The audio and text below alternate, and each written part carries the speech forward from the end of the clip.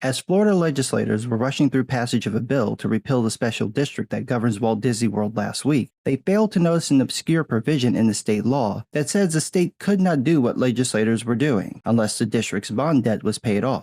Disney, however, noticed, and the Reedy Creek Improvement District quietly sent a note to its investors to show that it was confident that the legislature's attempt to dissolve the special taxing district operating the 39 square mile parcel it owned in 2 counties violated the pledge the state made when it enacted the district in 1967, and therefore was not legal. The result, Reedy Creek told its investors, is that it would continue to go about business as usual. That's how the Miami Herald opened its article about Disney's response to Florida Republicans' recent revoking of the Reedy Creek Improvement District. Disney hadn't made any public statement since the Don't Say Gay bill passed, unless you count the clips of a Disney board meeting leaked by conservative propagandist Christopher Rufo. And that signaled to me that Disney's lawyers were involved. Disney is known for being ridiculously litigious, so if they're not talking, their lawyers are looking. And if they keep quiet even after Florida Governor Governor DeSantis and his bigot brigade revoked Disney's special status, that means the lawyers found something. And how? For those who don't know, the Reedy Creek Improvement District was created at the behest of Walt Disney himself. In the 1960s, he started scouting land in Florida, buying it up with shell companies, and eventually petitioned for the creation of this district so that he could create the experimental prototype community of tomorrow, or EPCOT.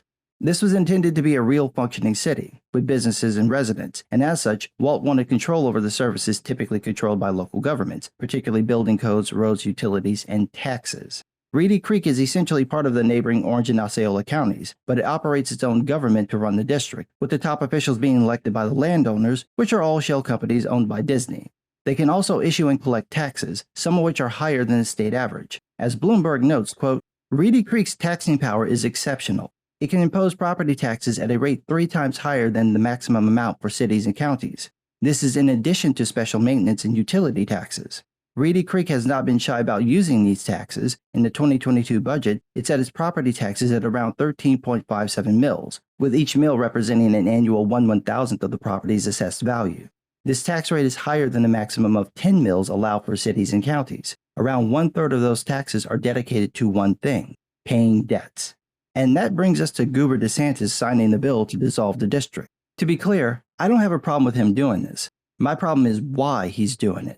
You don't revoke Disney's special status because they won't hate the gays at your command. You do it because no corporation should be allowed to operate like a mini Vatican within our borders.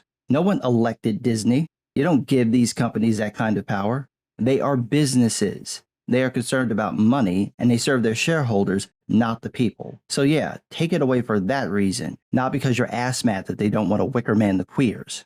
But that's not what happened. Instead, the Florida Republicans rushed to strip Disney of its status. Now, you would think with these people being oh so clever, they would remember that they're dealing with Disney, one of the most litigious companies in the world. So they might want to check to see if the Reedy Creek Improvement Act contained any language or amendments that might block them from doing what they want.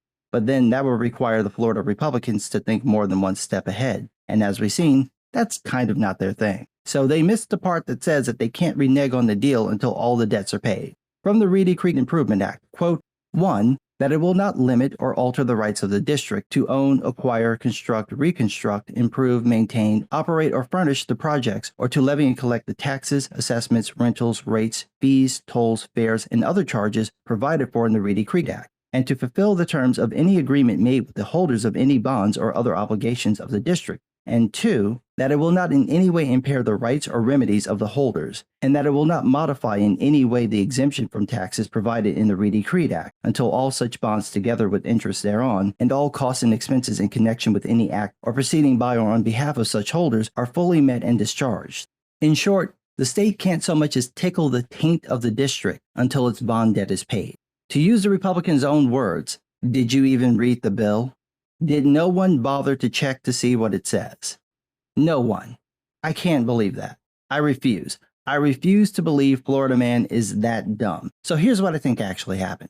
The Republicans knew about the clause, but thought Disney would bend the knee at the threat of losing their status, except that didn't happen. And now the Republicans have a problem because they didn't address what happens to the debt in the new law. And another existing law says that the debt defaults to the county when the district is dissolved. What does that mean? Well, according to Bloomberg, quote, this means that theoretically, Orange and Osceola counties will inherit upwards of $1 billion in bond debt.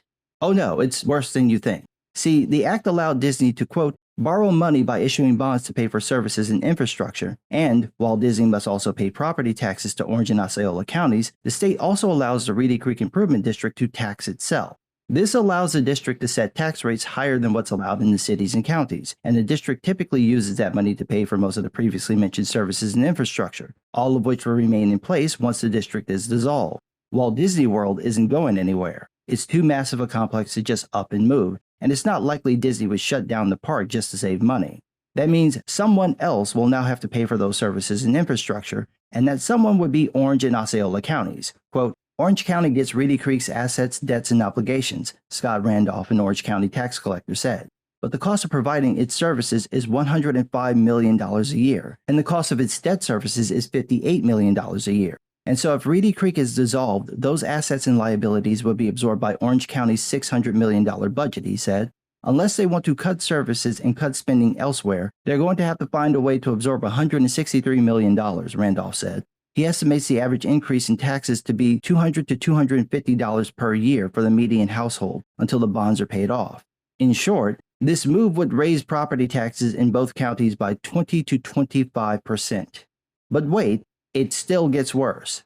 See, Goober claimed that Disney won't be able to avoid paying its debts. However, that's not entirely true. They can quite easily avoid it thanks to Goober and the Bigot Brigade giving Disney a year, the bill doesn't go into effect until 2023, before the district is dissolved. Quote, by giving Disney a year to resolve this, the company could shed its assets by giving its power plant and its water utility to Lake Buena Vista and Bay Lake. Without those assets, Disney reduces its tax bill when the state dissolves Reedy Creek, Randolph said. Disney has more power now to determine its tax bill than it had a week ago, he said. That's what's crazy to me. They want to punish Disney, but this is the furthest thing from it. You literally put them in the driver's seat of how much they want to pay. And keep in mind, even if Disney doesn't use this option, it will take years for Florida to pay off the existing debt, preventing the law from going into effect anyway. They get to operate as usual until it's paid. So, to recap, Goober DeSantis got ass mad because Disney won't keep the fairies out of their fairy tales. So Goober and his Bigot Brigade decided to strip Disney of its special status by dissolving Reedy Creek, and in turn foisting millions of dollars in fees and nearly $1 billion in debt onto Florida taxpayers. That'll show Disney. I guess now we know why all the people who were cheering about how Disney got destroyed by Goober suddenly have nothing to say. Because this is just embarrassing. You fell for a political stunt, just gobbled it up with Pavlovian efficiency, with no concern that you have a government trying to force a business to adhere to its political views. Instead, you cheered as that government tried to wreck the business when it refused. Worse, the people of Orange and Osceola counties are the ones who are going to have to take the biggest hit, and this is on top of them having to deal with Disney's shenanigans for decades.